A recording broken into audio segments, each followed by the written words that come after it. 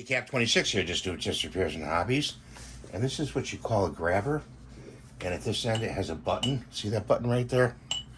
You see it? It has a light. You can turn on. See?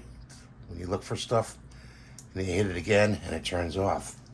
What you do with the grabber is you hold it like this. You can see this. It has grabbers that come out. And you can grab stuff with it. It's also magnetic. You can grab stuff with it. And then, like this, you can grab stuff. See, it's down there. Used for engine repair. See, like that. And, see, I don't know how long it measures. It's about 20 inches, 22. It measures, and it's a really useful tool you should have in your arsenal of tools. Okay, I suggest that. I'll put the link for the tool down below in the description and the comments so you can pick this one up.